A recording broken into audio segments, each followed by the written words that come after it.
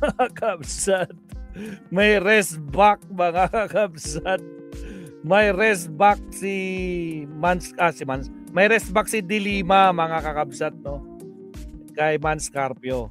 Pero tingnan natin baka may iba pang mas maiksi dito. Pag wala, no choice. Dito talaga tayo, no? O sige, mukhang yun na yung last ko natin, no? Last topic natin to. Dilima, dinurog si Man Scarpio dahil sa katangahan nito sa AMLAC. Puto, naging abogado pa yan, na. O sige, bakit nga naman dinurog ni Dilima? Sir Bad. Diyos ko Lord. O sige, ikaw na ba naman durog dyan, Sir Bad? Pasok, Sir Bad. Bilisan lang natin to para matapos ka agad. Fast forward natin ng konti. Okay, Buenos Dias, Buenas tardes. Buenas noches, damas y caballeros. Before we call it a day, gusto ko lang ibahagi sa inyo itong follow-up news natin ukol dito sa planong pag-file ng kaso nitong asawa ni Sara Duterte na si Attorney Man Scarpio laban sa Bangko Sentral ng Pilipinas officials, officials ng Anti-Money Laundering Council, Justice Committee Chairperson Jinky Luistro, and Congresspersons Leila de Lima and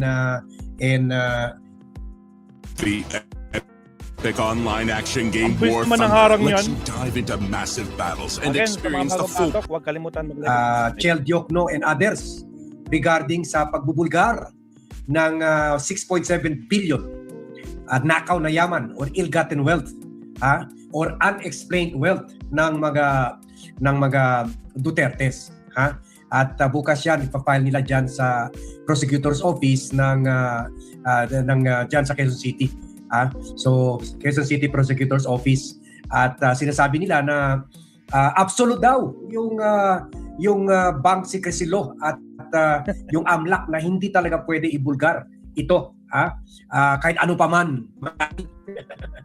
Kumbaga walang exemptions, pero sabi ni Leila de Lima, bobo ka pala eh. Meron nga exemptions, yung impeachment. Tama, At agree. bawal yung pagbulgar, yung bank records mismo ng mga bank tellers and mga bank officials. Hindi naman bank records, yung summary of records lang. Ni-review ang mga bangko, ni-report na, ang daming pumapasok dito ng pera. Sa mga Duterte, ang daming lumalabas na pera.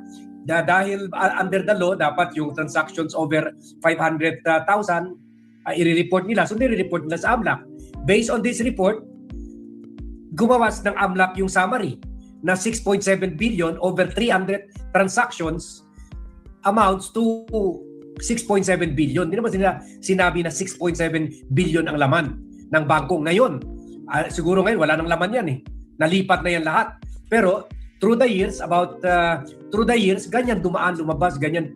Ngayon siguro zero na mga bank accounts na yan. So, hindi naman nila sinabi, dito sa bangko, sa BPI, merong ganito, dito sa BDO, merong ganito, wala eh. Ayon dito sa bank teller, bank manager, hindi eh. Kaya sabi nila na de Lima, bobo ka pala eh. Bobo ka pala man sa relative ka pa naman ni former ombudsman na anti mo pa naman si former Ombudsman Conchita Carpio Morales. So,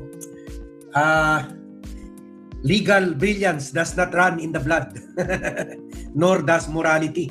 Kasi respectable at matalino itong si former Ombudsman Carpio Morales, at malinis pa. Opposite naman niya. Opposite naman niya si Man Scarpio. Kaya eto, nag-react si De Lima sa plano ni Man Scarpio na dadalhin sila sa korte bukas. Sabi nila, karapatan daw ni Man Scarpio na kung gusto niya umakyat sa Korte Suprema o sa Quezon City Regional Trial Court para pigilan na naman o ilihis ang issue sa ginagawang pandinig sa impeachment complaints laban kay VP Sara. Sabi niya, hintayin daw nila yung kopya nito kung napailan na ito. Pero sabi ni Leila de Lima, and I will read this from her Facebook page, sabi niya, but as far as the House Committee on Justice is concerned, the proceedings cannot be considered violative of any law. Wala siya nag-violate ng law. Cases of impeachment being sui generis Yun. are Binasa not natin covered kanina. by the Binasa natin prohibition kanina. under the secrecy of bank deposits law. So sabi niya, yung cases tulad ng impeachment being a law unique by its own. Kumbaga iba ito sa iba-ibang batas. Unique by its own self. Sui generis ay hindi covered doon sa pagbabawal sa paglabas o paglabat ng bank secrecy deposits law. Sabi niya, hearing to determine probable cause po ang isinagsagawa sa mga validity initiated complaints as referred by the House itself and acted upon by the Committee on Justice.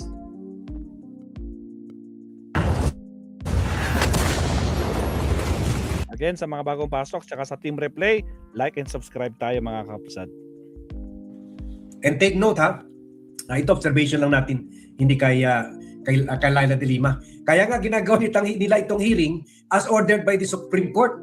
So pati yung Supreme Court nakikita, otherwise naglabas na ng TRO after yung nabulgar yung 6.7 trillion. Kaso wala. Pero tingnan natin bukas. Meron pa naman. Bukas babalik na naman yung mga justices. Tingnan natin Tuesday, tingnan natin Wednesday. Pero so far, wala pa naman. Kasi kung nakikita talaga ng Supreme Court na binaviolate na yung rights ni Sara, maglalabas na yan ng TRO. So far, wala pa naman. So nakikita nila, tama lang ang ginagawa ng House Justice Committee. Eto, nilecturan pa ni Laila de Lima. At i-share nyo ito para i-like nyo itong vlog para Nilecturan mapunta ito talaga, sa attorney. inbox ng maraming tao. And then i-share nyo itong vlogs. Makarating pa ito dyan sa Davao kay Man Scarpio. At para ma-enlighten pa siya. Kahit hindi na siya bumalik sa law school, ini-enlighten na siya, tinuturuan na siya ni Laila de Lima. Sabi ni Laila de Lima, we also have the Republic Act number 9160 or the Anti-Money Laundering Act, which embodies states more recent and a specific policy that financial secrecy cannot be used to conceal unlawful activity. Tama rin nga naman. Bakit pa tayo pumasa ng anti-money laundering law?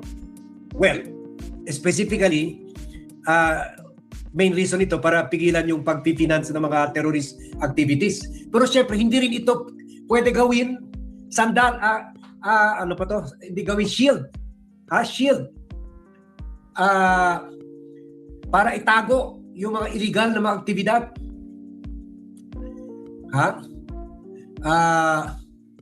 Sabi ni financial secrecy cannot be used to conceal unlawful activity.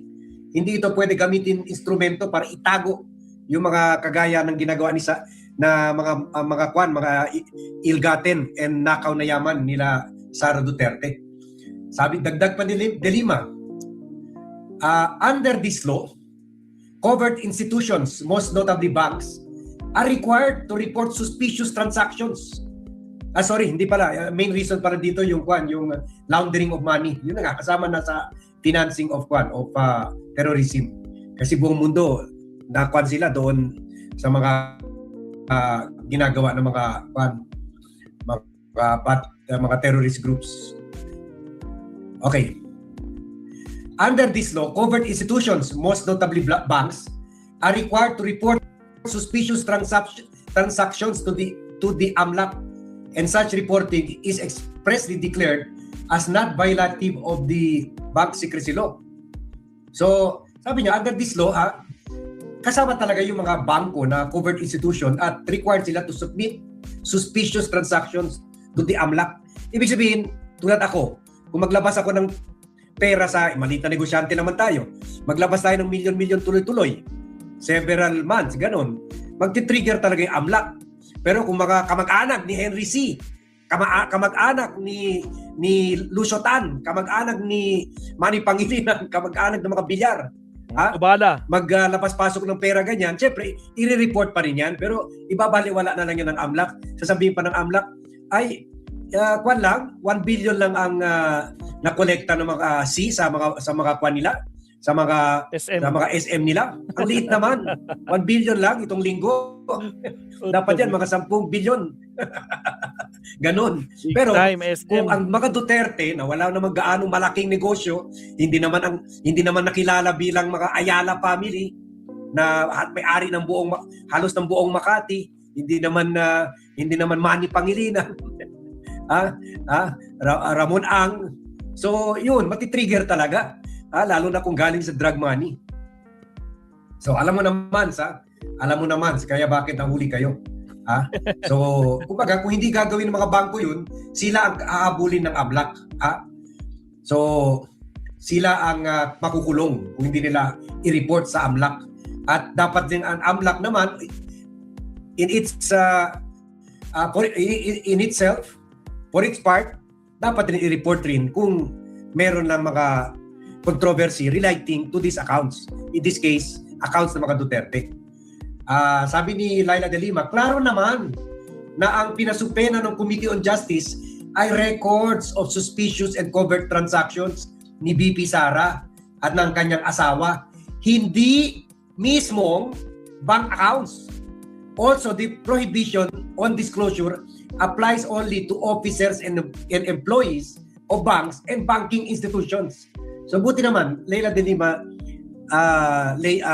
tackle this issue kasi ganyan din ang pinapalabas ng mga trolls hindi daw poison parang galing fruit of a poison tree daw ito kasi illegal daw yung paglabas ng mga ebidensya, so hindi ito admissible sa pre-trial sa Senate trial court, mga ganon. Pero sabi ni De Lima, klaro naman yung pinasupena nila, yung analysis lang ng AMLAC, hindi mismo yung mga bank accounts. At ang nag-report sa kanila, ang AMLAC, nakita naman natin sa hearing, hindi yung mga bank officers and employees. Yun bawal talaga doon. At sabi niya, the fact that evidence of ill-gotten wealth was exposed in the course of the impeachment proceedings does not make such exposure criminal. It is a direct consequence of impeachment as an accountability mechanism. So sabi niya, hindi ito illegal, hindi ito criminal. Ito rin batas, pinasa para also to check yung mga nagnanakaw sa gobyerno. Excuse me.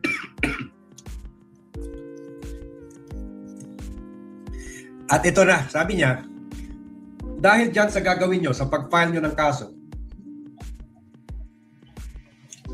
sa pagpapafile nyo ng kaso bukas, bistado na, natuliro na kayo. Tuliro na kayo at nagpapanik na kayo. Kumbaga siguro totoo talaga kasi kung hindi totoo madali naman i-disprove So totoo talaga na meron kayo 6.7 billion transactions at totoo yung report ng AMLAC. Sabi ni Laila, sa ginagawa nila ngayon, halatang halata na nababahag ang buntot nila na sagutin ang mga alegasyon at gusto na lang pagtakpan o ilihis lagi ang issue. Hindi pwedeng gawin pananggalang ang korte sa kaduwagan nila. Yan. Kaduwagan. Dahil wala na sila. Takot sila umapir sa baka sa trial, hindi rin mag-appear si Sara. Takot sila umapir sa hearing dahil wala naman talaga sila ebidensya. Kasi AMLAC ang kalaban nila. AMLAC records ang kalaban nila. Bistado na sila, kaya na panic mode na sila. At sabi pa ni Leila, at kung iniisip nila na sa pagsampa ng kaso laban sa atin ay masisindak nila tayo o magdadalawang isip o titigil tayo sa paghahanap ng katotohanan at pananagutan sa mabibigat na alegasyon laban kay BP Sara, imposibleng mangyari yun. Tuloy-tuloy lang tayo sa pagtupat ng ating mandato sa taong bayan. Yan. Durog. Saklap. Nalekturan pa ni Laila de Lima. I-share nyo ito para umabot ito kay Mans Carpio na head daw ng Mans Carpio and Associate o law office.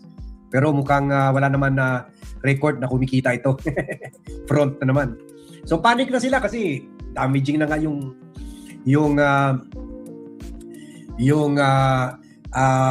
6.7 billion expose sa Wednesday bubuksan na yung records ng income nila, tax and other tax records ng mga negosyo nila. And we will discuss that tomorrow. O sige, Salamat. hanggang dito lang tayo. Magre-rest na si Bat. Thank you very much everyone for watching. Thank you very much for joining me in this vlog.